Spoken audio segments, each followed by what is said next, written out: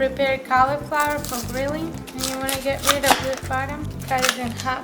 Just take them apart like that, so that you're left with cauliflower steaks, and then cut them in half. We're gonna place this in a bag, and then we're gonna season it with olive oil, salt, black pepper, some garlic powder, and smoked paprika. Make sure you let the air out of the Ziploc bag and zip it, and then mix it up really well.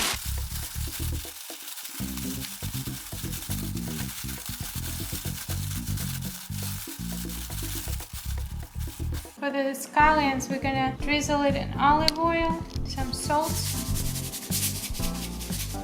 and black pepper. And just make sure that they're seasoned on all sides. We're putting it right over direct heat. We're gonna spread it out.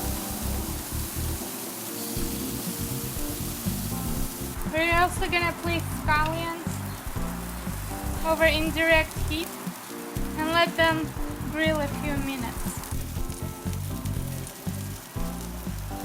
It's been about 3 minutes, and we're gonna flip.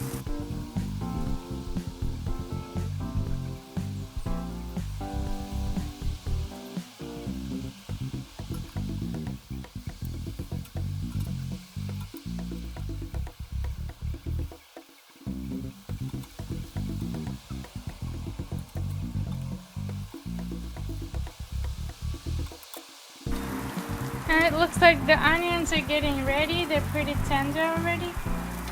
So I'll give them another minute and then pull them off. The scallions have been cooking on the indirect side for 4 minutes total. Now we're gonna take them off the grill. Check on the cauliflower again.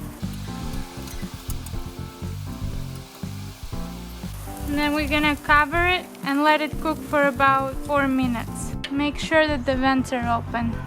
Cauliflower looks nicely browned, and we're gonna take it off the grill now.